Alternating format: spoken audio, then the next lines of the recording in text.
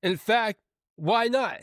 Take it up a notch, add a little Bible inspo to it like the Nephilim. There should be a story that goes like this. One of Snow White's dwarves met a typical sized human and they bore a son, and that son became Desmond Bane.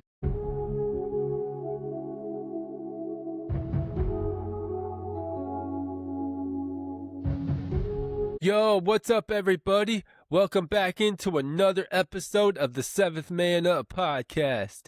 I'm your host, Alex Burleson, and today we're going to do a hybrid episode, meaning we're going to talk faith and we're going to talk ball. So let's get right into it. All right, so in the church, there's so much division. At times, there's arguments, disputes over side issues, such as the gifts of the Spirit, speaking in tongues, and osas, which is once saved, always saved, and also political issues as well. Now, all these side issues that create tension in the church, they gotta stop. There's been things from churches, pastors, that I don't agree with fully on, but at its core, they're showing Jesus through preaching, outreach, counseling, and community. Now, that right there is the essence of the church. All these side issues, we gotta stop and show Jesus with our words and with our actions. And by doing so, people will see Jesus. They don't really care if you're Baptist, you're whatever it is. If you call yourself a follower of Jesus and it shows by your words and actions, boom, there it is. All right, now, moving on to the basketball stuff. We got a lot of good stuff here, so let's get right into it. Even before he played his first game, Trae Young was ejected from a Wizards game. Now that's bonkers to me. Like, I get it. Respect for the game, but not even playing should negate any ejection. He was voicing frustration and the ref was like, yo, you out. It might as well have been Joey Crawford who made that call.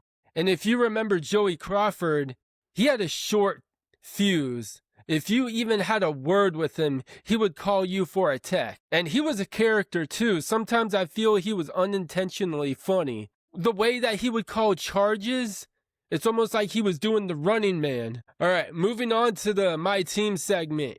Now, I saw this post on X saying if Doug Christie really is the guy moving forward. And so, I'm going to cut to the chase. He isn't. And I have a great response to @Playoff Kings from X, who tweeted that. And I said this, and I still stand by this.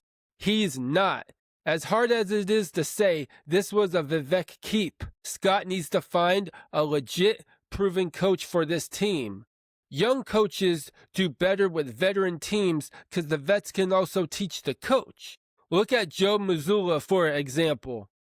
Mazzulla took on a team that already had proven players that been in the league for a while in Tatum, Brown, Horford, and Kristaps Porzingis at the time.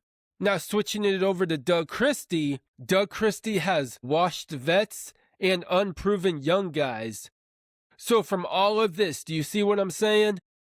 Desmond Bane, man, I love the guy. Desmond Bane, man, he been playing a little too aggressive this season. And you want to know why I think that? Desmond Bane is playing with so much heated aggression because Disney World keeps asking him to be an extra in the Snow White production and he's getting too pissed about it. In fact, why not? Take it up a notch, add a little Bible inspo to it like the Nephilim. There should be a story that goes like this. One of Snow White's dwarves met a typical sized human and they bore a son, and that son became Desmond Bane. All right. All joking aside, I'm a fan of Bane. He just needs to control his aggression. Moving on to the Bible encouragement. Now, growing up and still, I love the Harry Potter books and movies. In the first book and movie of the series, there's this school professor who can't be touched by Harry due to him being attached to Voldemort, who was on the back of his head. Now, I know this sounds weird if you haven't read the books or seen the films. Well, at the climax of the book and movie, Harry is face to face with the professor who reveals Voldemort in the back of his head. Now, when Voldemort demands to kill the boy, he can't, as his hands start to burn and turn into ash until the man is completely burned down. Now, I got this from the Bible reading in 1 Kings 13, verses 1 through 7.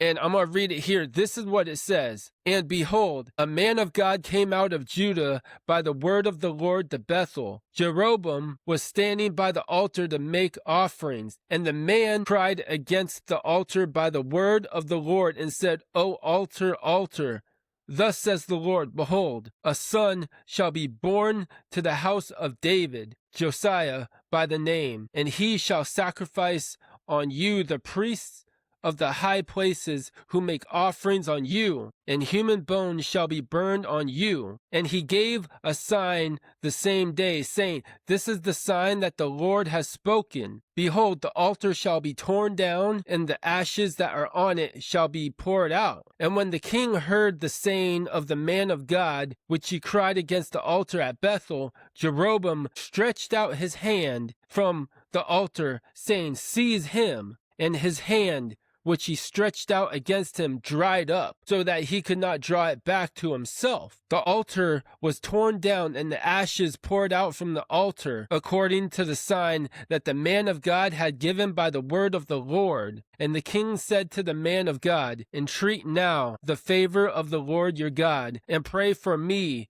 that my hand may be restored to me. And the man of God entreated the Lord, and the king's hand was restored to him, and became as it was before. And the king said to the man of God, Come home with me and refresh yourself, and I will give you a reward. All right, so from here, let's first focus on, behold, a man of God came out. Look, you don't know when God is going to come in, but we always know the how and sometimes the why. Now, the how and why is by messengers, other men and women of God. Because you're being stubborn and through purpose, God is trying to call you. But are you going to answer the call or be like that Ja Rule and Ashanti song?